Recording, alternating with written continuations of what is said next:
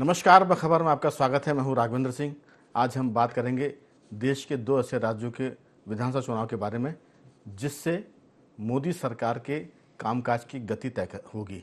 दरअसल अगर महाराष्ट्र और झारखंड में बीजेपी को बहुमत मिलता है तो फिर मोदी सरकार को जो लोकसभा चुनाव में कम बहुमत मिला है उसकी एक तरह से भरपाई तो नहीं कहेंगे, लेकिन भाजपा की रफ्तार में कोई कमी नहीं आएगी। उसकी वजह ये कि हरियाणा के बाद लोग ऐसी उम्मीद जता रहे हैं कि महाराष्ट्र में अगर बीजेपी सरकार के बाहर होती है तो इससे मोदी कमज़ोर होंगे, और झारखंड में अगर बीजेपी सरकार में नहीं आ पाती है तो भी बीजेपी की स्थिति कमज़ोर होगी। यहाँ आपको बता दें कि जो पोल ऑफ पोल्स है, हम इसको पोलम पोल भी कह सकते हैं, क्योंकि कई बार हमने देखा कि जो एग्जिट पोल हैं वो औंधे मुँह गिरे हैं।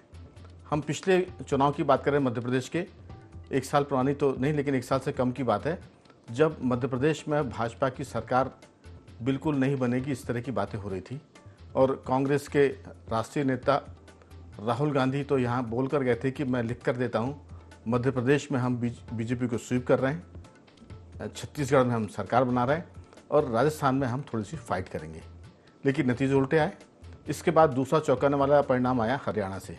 वहाँ भी कांग्रेस सरकार में बनाने की स्थिति में थी और रिजल्ट आने के पहले झगड़े हो रहे थे कि कौन सीएम बनेगा, लेकिन नतीजे आए बिल्कुल उसके उलट। ऐसी बात हो रही है कि एग्जिट पोल बता रहे हैं कि महाराष्ट्र और झारखंड में किसी को बहुमत नहीं मिलेगा, या जिसको बहुमत मिलेगा वो बहुत ही बॉर्डर लाइन पर होगा।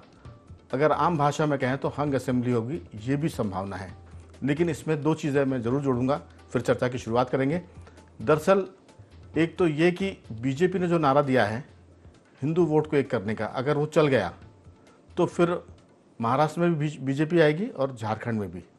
और साथ में अगर ये चल गया कि वक्फ बोर्ड का जो मामला है उस पर अगर हिंदू वोट एक हो गया तो भी भाजपा सरकार में आ सकती है। और तीसरी बात मैं और इसमें जोड़ूंगा कि अगर महाराष्ट्र में महिला वोटरों के लिए जो बीजेपी ने कहा कि वो 2100 रुपये प्रति माह देंगे, अगर वो लाडली बहनों को मामला वो वाला ट्रम्प कार्ड चलता है तो भी बीजेपी सरकार बना लेगी। एक तो ये भाजपा की बात हुई, लेकिन बीजेपी के साथ जो युति है, महायुति, जो शिंदे है शिवसेना के और अजीत पवार है, उनके बारे में जो खबरें आ रही हैं वो थोड़ी सी कमज़ोर हैं। तो देखते हैं स्थिति क्या बनती है। झारखंड में भी कहा जाता है कि आदिवासी वोट, एक तो आदिवासी ईसाई और एक आदिवासी, ये दोनों ही भाजपा के पक्ष में कम जाते दिख रहे हैं। लेकिन जो मैंने शुरुआत में कहा कि अगर हिंदू कार्ड चला तो फिर बीजेपी की पवार है, नहीं तो जो स्थिति दिख रही है उस पर तो सब अपनी मोहर लगाएंगे। हमारे साथ स्टूडियो में बैठे हमारे 2 विशेष मेहमान, मध्य प्रदेश के वरिष्ठ पत्रकार श्री योगीराज योगेश जी और मध्य प्रदेश के वरिष्ठ पत्रकार वंशावली श्री जयंत तोमर जी, और स्काइप पे जुड़ गए हैं वरिष्ठ पत्रकार साथी डॉक्टर राहुल रंजन, और मुंबई से हमारे साथ जुड़े हैं टेलीफोन लाइन पर उदय जोशी जी, बहुत जल्द जुड़ेंगे। और साथ में जुड़ेंगे झारखंड रांची से, हालांकि वो यात्रा में है, पत्रकार साथी दिनेश मिश्रा जी। और इन सब से अलग हटकर आम आदमी की बात करने वाले और जियो पॉलिटिक्स में दखल देने वाले श्री रमेश सिंह भी फोन लाइन पर जुड़ गए हमारे साथ। आप सभी का बहुत बहुत स्वागत है। साथी ज़्यादा है, विषय मध्य प्रदेश के बाहर का है, एक झारखंड का है, एक महाराष्ट्र का है, और फिर उत्तर प्रदेश चुनाव की बात भी करेंगे, मध्य प्रदेश के 2 विधानसभा उपचुनाव की बात भी करेंगे। तो मेरे कोटे की बात मैं पूरी कर चुका, अब साथियों की बात आएगी। सबसे पहले योगीराज जी आपसे चर्चा की शुरुआत करेंगे कि ये जो सारा मसला है उससे आप किस ढंग से देख रहे हैं। एग्जिट पोल तो बता रहे हैं कि 8 में से 4 एग्जिट पोल झारखंड के बताने की बीजेपी सरकार में आएगी। महाराष्ट्र की बात करें तो वहाँ भी जो एग्जिट पोल का बहुमत है वो भाजपा के साथ है, लेकिन आंकड़े जो बता रहे हैं कि महाविकास अघाड़ी पार्टी को बहुमत मिल सकता है, लेकिन ये बॉर्डर लाइन पर है। आपकी राय? देखिए, ये बात सही है कि एग्जिट पोल को लेकर थोड़ा सा भरोसा कम हुआ है, तो लोग ज़्यादा विश्वास नहीं करते। लेकिन इसको इस एंगल से देखें कि अभी चुनाव के पहले तक तो लोग महाविकास अघाड़ी की को, गठबंधन को तो स्पष्ट बहुमत दे रहे थे, मतलब बीजेपी बहुत पीछे थी। लेकिन यदि अभी बराबरी पे आई है तो ये बीजेपी का एक बहुत बड़ा गेन माना जाएगा, मैं इसको ऐसा मानता हूँ, क्योंकि ये बहुत पीछे थी। महायुति जो गठबंधन है महाराष्ट्र का, वो महाविकास अघाड़ी की तुलना में बहुत पीछे थी। लेकिन जो नारा आया, कटोगे तो बटोगे या एक रहेंगे तो सेफ रहेंगे, इसने पूरा सीनेरियो चेंज कर दिया। तो एक पॉइंट तो ये हुआ कि आप नेक टू नेक फाइट में आ गए। यदि आप खोते हैं तो बीजेपी के लिए नुकसान है, लेकिन यदि रिटर्न करते हैं तो ये तो बहुत बड़ी उपलब्धि होगी। वहीं झारखंड की आप बात करें तो झारखंड में तो बीजेपी सत्ता में ही नहीं है, लेकिन वहाँ भी वो नेक टू नेक फाइट में है। और यदि वह सत्ता में आती तो ये तो बहुत बड़ी उपलब्धि बीजेपी के लिए हो जाएगी। तो बीजेपी यदि टक्कर में है तो ये मैं इसको विनिंग सिचुएशन मानता हूँ। दूसरी, महाराष्ट्र को लेकर एक बात और है कि पिछले 4-5 चुनावों से लोग ये जो पॉकेटों की जो सरकार बनती है ना, पॉकेट मतलब 30-35 इनके, 30-35 उनके, 40 उनके, ऐसा करके जो सरकार बनती, इससे भी लोग तंग आ गए। और अभी भी 6 बड़े लोगों के बीच महाराष्ट्र में मुकाबला है। तो लोग अब कंफ्यूज होना नहीं चाहते। और मुझे ऐसा लगता है कि पोल से एग्जिट पोल कुछ भी कहें, लेकिन मुझे ऐसा लगता है कि स्पष्ट बहुमत आएगा, चाहे वो किसी भी गठबंधन का हो। बिल्कुल। चलिए, हमारे साथ उदय जोशी जी मुंबई से जुड़ गए हैं। उदय जी, आपका बहुत बहुत स्वागत है। नमस्कार। नमस्कार। शिवसेना के अखाड़े में 2 पार्टियां बन गई हैं, उद्धव ठाकरे और शिंदे का मामला है। लेकिन पवार की हम बात करें तो वहां भी अजित पवार और शरद पवार जी हैं। कांग्रेस लेकिन इस पूरे चुनाव में जो एग्जिट पोल के संकेत मिल रहे हैं, कांग्रेस बहुत गेन कर रही है। आपकी राय, सरकार किसकी बनेगी? एग्जिट पोल तो एकदम बॉर्डर लाइन की बात कर रहे हैं, एज पर बात कर रहे हैं। जो हम समझ पा रहे हैं वो ये यहाँ से बैठ कर कि शायद हंग असेंबली भी आ सकती, किसी को बहुमत ना मिले और जो निर्दलीय या छोटी पार्टियां उनके सहारे सरकार बने महाराष्ट्र की। लेकिन चर्चा की शुरुआत में आप नहीं जुड़ पाए थे। मैंने कहा था कि अगर महिला लाडली बहनों वाला कार्ड चल गया, अगर बटेंगे तो कटेंगे वाला कार्ड चल गया, और अगर वक्फ बोर्ड वाला कार्ड चल गया कि वक्फ बोर्ड को जो अधिकार दिए उसको हम संशोधन करने वाले हैं, तो फिर अगर हिंदू वोट यूनाइट हुआ तो फिर सबको दिक्कत जाएगी और हरियाणा की तरह नतीजे चौंकाने वाले आ सकते हैं। लाडली बहनों वाला कार्ड चला तो मध्य प्रदेश की तरह भी नतीजे सबको एक तरह से हैरत में डालेंगे। शरद जी, आपका ओपिनियन क्या है? उदय जी, सॉरी। हाँ, आपने सही कहा। अभी ये विधानसभा इलेक्शन में आज वोटिंग ज्यादा हो गई है लोकसभा के तुलना में। अभी 6-7% वोटिंग ज्यादा हो गई है। नंबर 1, ये सब लाडली बहना, बाद में वोट जिहाद, बाद में ये जो बटेंगे तो कटेंगे, महिलाओं को जो 1500 रुपया जो तुम्हारी एमपी का जो योजना थी महिलाओं की, वो योजना हमारे यहाँ शुरू की, वो योजना, और यूपी सरकार ने जो काम किए हैं ये सब काम का, और ये सब आपने जो बताया अभी हिंदुत्व और मुस्लिम, ये जो ये हो गया है बटेंगे तो कटेंगे का, यहाँ 100% यहाँ अभी उसका एक इफेक्ट यहाँ पड़ गया है। और उसकी वजह से लोकसभा की तुलना में अभी वोटिंग अभी ज्यादा हो गई थी। तो अभी तक वोटिंग चल रही है। कोई रिजन में, मराठवाड़ा में, बाद में जलगांव में और वो एरिया में अभी तक वोटिंग चल रही है। 5 बजे के बाद वोटर्स लोग बाहर निकल गए और अभी तक उनका ये चल रहा है। तो अभी तक ये जो परसेंटेज ऑफ वोटिंग 65% के ऊपर जाने का ऐसा लग रहा है कि 65% के ऊपर जाएगा। उसका इफेक्ट 100% यूटी को हो सकता है और बीजेपी सबसे लार्जेस्ट पार्टी बनेगी। और ऐसा लग रहा है टक्कर तो कांटे की होगी, लेकिन 135 to 145 के बीच में महायुति जाने की मेरा एक ये लग रहा है मुझे कि इतना सीट इनको महायुति को मिल सकते हैं विदिन 135 to 145 के बीच में। और एक 5-6 सीट कम पड़ सकती है उनको बहुमत मिलने के लिए। वो इंडिपेंडेंट कैंडिडेट और जो अभी अपना मनसे जो है, मनसे के कैंडिडेट वो लेके राज ठाकरे की जो पार्टी है उनका बहुमत वो लेकर के वो सरकार बना सकते हैं, ऐसा मेरा कयास है। दरअसल इस बारे में जरूर पूछना चाहेंगे क्योंकि आप मुंबई में हैं और मुंबई में ये भी कहा जाता है कि जिस ढंग से वहाँ उद्योगपतियों का असर है, कांग्रेस और उद्धव ठाकरे एक तरह से अडानी के बड़े खिलाफ हैं। शरद पवार जरूर उनके आधे पक्ष में आधे खिलाफ जाते हैं। तो क्या लगता है आपको, क्योंकि उन्होंने अनाउंसमेंट किया कि अगर हम सरकार में आए तो वो जो एक तरह से झुग्गी बस्ती का जो मसला है धारावी वाला, उसको हम रद्द कर देंगे, उसको रोक देंगे।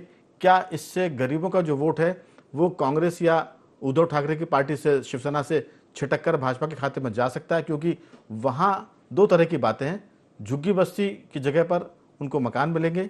अलग बात है कि इससे अडानी को या जिसको फ़ायदा होना उसको फ़ायदा भी होगा, क्योंकि कोई व्यापारी बिना मुनाफे के काम नहीं करता है। तो इसका असर भी मैं अगले दौर की बातचीत में आपसे पूछूंगा कि क्या स्थिति बनेगी। लेकिन रमेश सिंह जी हमारे साथ टेलीफोन लाइन पर है। रमेश जी, दरअसल इसमें आप कोई शक नहीं, हम इस बात को खुलकर बात कर सकते हैं कि अब हिंदू और मुसलमान वोटों की धारा अलग दिख रही है, जिससे गंगा जमुना की अलग धारा दिखती है। हालांकि हम इसको कहते हैं कि गंगा जमुनी तहजीब, हिंदू मुसलमान में एकता। लेकिन जब चुनाव के मौके आते हैं तो मुसलमान वोटर अगेंस्ट बीजेपी पूरे देश में वोट करता है। और अब बीजेपी ने जो नारा दिया है कि बटेंगे तो कटेंगे, बटेंगे तो सेफ नहीं रहेंगे या एक रहेंगे तो सेफ रहेंगे। इसके साथ साथ लाडली बहनों का जो मामला है, वक्फ बोर्ड का जो मामला है, इसको लेकर अभी जो अनुमान है एग्जिट पोल के, क्या इससे बहुत चौंकाने वाले नतीजे भाजपा के पक्ष में जा सकते हैं या फिर जो एग्जिट पोल है उसी के आसपास नतीजे आने की उम्मीद है? आपकी राय रमेश जी।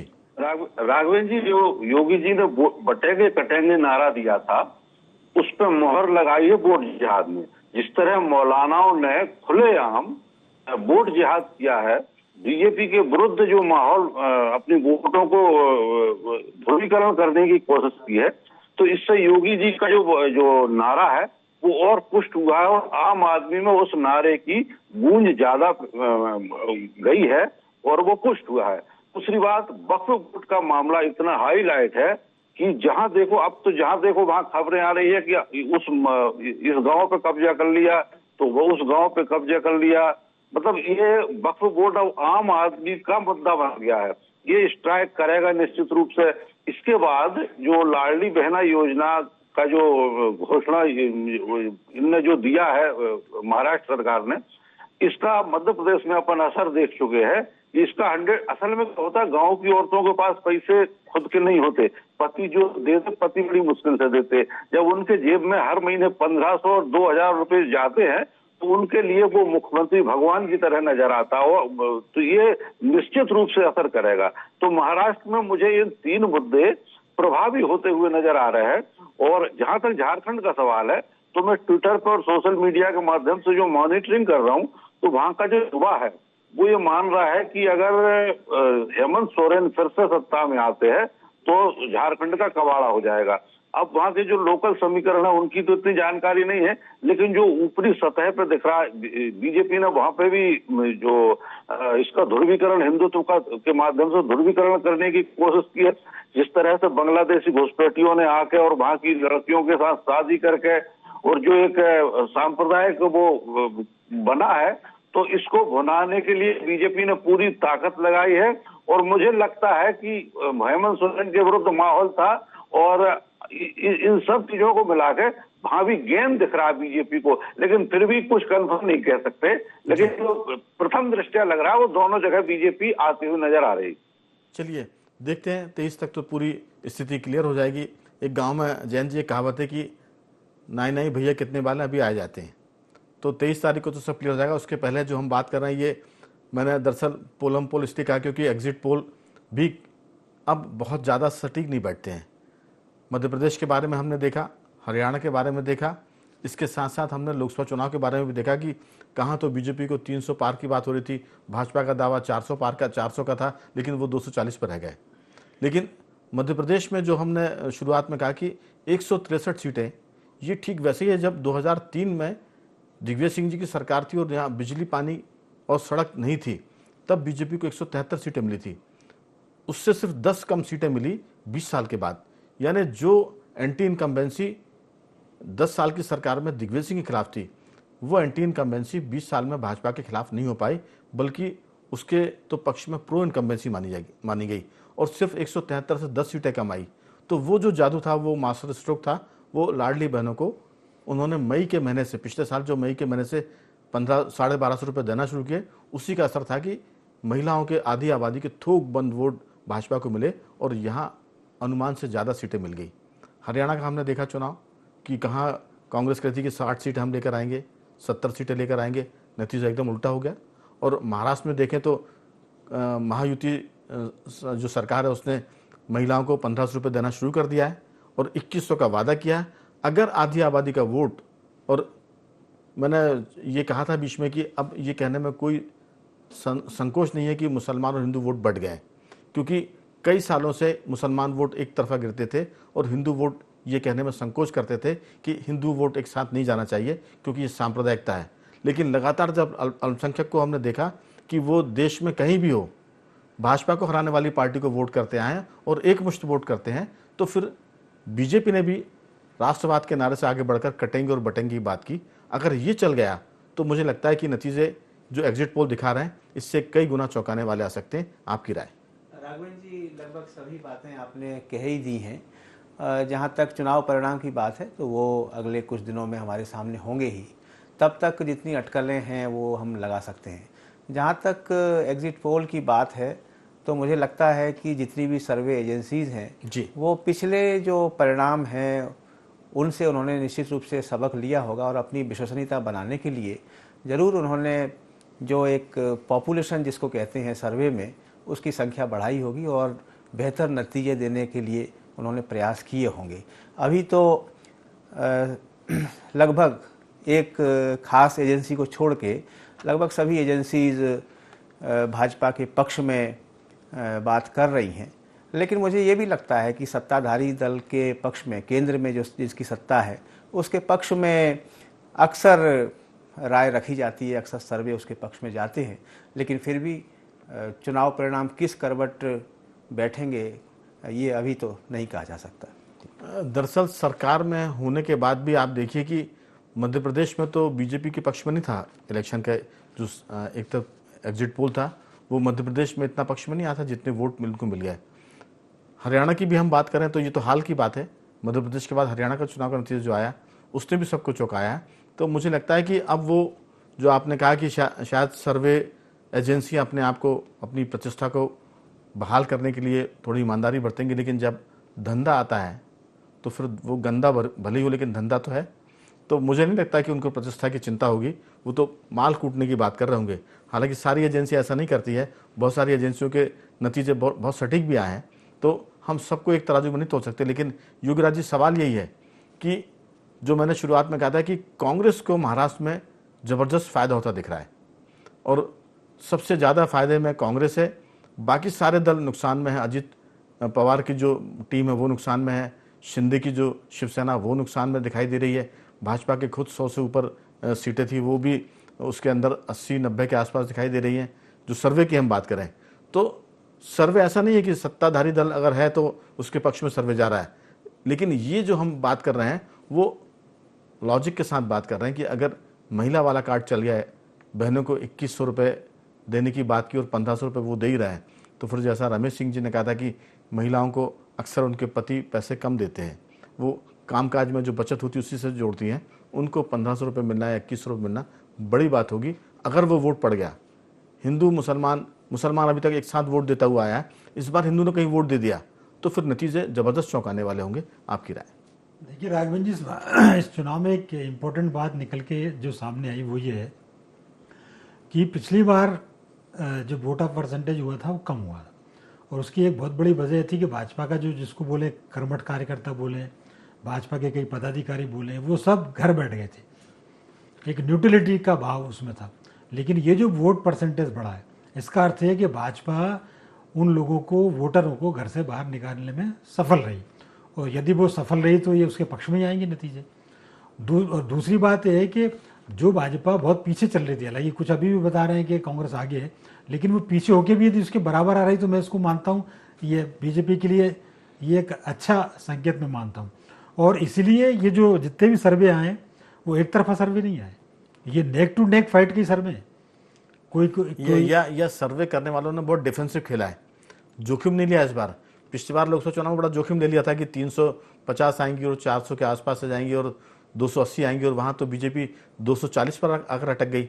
तो इस बार जो चतुर खिलाड़ी हैं असल में, मैंने कहा ना कि जो बिजनेस कर रहे हैं वो अब उनको इस प्रतिष्ठा से कोई मतलब नहीं है और वो अब खेल को बहुत सेफली खेल रहे हैं। जी हाँ, मतलब ऐसा लगता है कि इन सारे पोल करने वाले लोगों ने तराजू पे तोल के पोल किया है और सबका उन्होंने ध्यान रखा है। लेकिन फिर भी मैं ये कह रहा हूँ कि जिसकी जिक्र आप कर रहे हैं, जिसका जिक्र रमेश जी कर रहे हैं, तो मुझे तो महाराष्ट्र के नतीजे बिल्कुल वैसे आ रहे हैं जैसे मध्य प्रदेश में आए थे, एकदम चौंकाने वाले। 163 का जो नतीजा था वो भी महाराष्ट्र में आए तो कोई आश्चर्य नहीं करना चाहिए, क्योंकि जिस तेजी के साथ माहौल पलटा है हिंदुत्व के नाम पे या जो दो नारे लगे उनके नाम पे और महिलाओं के नाम पे, तो ये जो एकदम से गेन किया है ये कुछ ना कुछ तो गुल खिलाएगा। जी उदय जोशी जी, दरअसल पिछले चुनाव की हम बात करें तो बीजेपी ने महाराष्ट्र में 109 सीटें हासिल की थी। इस बार जो एग्जिट पोल बता रहे हैं वो उसको 80-90 के आसपास बता रहे हैं, यानी 20 सीटों का बीजेपी को इसमें एग्जिट पोल में नुकसान दिख रहा है। शिवसेना की हम बात करें तो उसके पास 56 सीटें थी। बंटवारे के बाद भी जो शिंदे गुट के पास जो सीटें आई थी वो 56 हम बात कर रहे हैं। एनसीपी की बात करें तो 54 सीटें थी। कांग्रेस की बात करें तो 44 सीटें थी और अन्य थे 29। इस बार कांग्रेस 44 से आगे बढ़कर 60 के ऊपर निकल रही है। तो सबसे ज़्यादा अगर मुनाफा या लाभ किसी को हो रहा है महाराष्ट्र के चुनाव में तो वो कांग्रेस को होता हुआ दिखाई दे रहा है। इसमें अजित पवार भी कमज़ोर पड़ रहे हैं, बीजेपी कमज़ोर पड़ रही है, शिवसेना शिंदे कमज़ोर है और शिवसेना उद्धव ठाकरे भी कमज़ोर है। और ये जो सब चीज़ें बता रही है कि कहीं ना कहीं सब चीज़ें लोगों ने बहुत संभाल के लिखी हैं। आपको लगता है कि अगर महिला वाला वोट बीजेपी के पक्ष में चला गया, हिंदू वाला वोट जो बीजेपी की एक तरह से कोर वोट माने जाते हैं वो उसके पक्ष में चला गया, तो फिर नतीजे जो हम सब बात कर रहे हैं उसी के आसपास आएंगे या फिर एग्जिट पोल के आसपास? आपकी राय? अच्छा, कांग्रेस का अगर जो बात करें तो जी। विदर्भ में टोटल विदर्भ में 62 सीट है विधानसभा की, जी और विदर्भ में एक बीजेपी और कांग्रेस ये दोनों पार्टी है। ज्यादा जो टक्कर जो है विदर्भ में वो बीजेपी और कांग्रेस में ही है, और विदर्भ कांग्रेस का एक गढ़ माना जाता है। अभी क्या है कि अभी इसमें किसको ज्यादा सीट मिल सकती है वो देखना इम्पोर्टेंट है। अभी जो एग्जिट पोल के जो नतीजे आ गए, आज जो आप सबके नतीजे आ गए, उसमें बीजेपी को फायदा दिखाई लग रहा है कांग्रेस से। नंबर 2, पश्चिम महाराष्ट्र में भी कांग्रेस का और शरद पवार के कांग्रेस का ज्यादा होल्ड है। वहां अभी किसको कितने सीट्स मिलते हैं उसके ऊपर ये सब डिपेंड है। लेकिन आप जो बोल रहे हैं कि कांग्रेस को 65, 60 इतना मुझे नहीं लगता है। कांग्रेस 50 से 55 तक कांग्रेस जा सकती है। और ये सब जो ये जो बटेंगे तो कटेंगे, महिलाओं ने आज जो वोट किया है, सब बाहर निकल के जो वोट किया है, उसका 100% फायदा बीजेपी को मिल सकता है और मिलने वाला है। लेकिन विदर्भ में और पश्चिम महाराष्ट्र में, जहां पश्चिम महाराष्ट्र में 70 सीट्स है, विदर्भ में 62 सीट्स है, तो वो सीट जिसको ज्यादा ये मिलेगा वो ज्यादा फायदा उसको मिल जाएगा। मुझे आज के तारीख में बीजेपी को थोड़ा फायदा विदर्भ में दिख रहा है, पश्चिम महाराष्ट्र में कांग्रेस को थोड़ा फायदा दिख रहा है। और लेकिन फिर भी 50-55 के ऊपर कांग्रेस नहीं जाएगी। कांग्रेस नंबर 2 की ही पार्टी रहेगी, बीजेपी नंबर 1 पार्टी रहेगी। क्योंकि उसका वजह यह है, मुंबई और कोकण में बीजेपी का इतना, अब कांग्रेस का इतना गढ़ नहीं है। वहाँ 75 सीट्स है और उसमें से बीजेपी और शिवसेना शिंदेगढ़ उनको ज्यादा से ज्यादा सीट वहां मिलने वाली है। और ये ज्यादा सीट मिलने के वजह से ही महायुति सत्ते पे आ सकती है। और उदय जी, मेरा एक सवाल था कि वहां मराठा और ओबीसी का मसला भी है, किसानों का मामला भी है कि किसानों का सोयाबीन, गेहूं और कपास की जो बात है वो कितना असर करेगा? यस सर, बराबर है।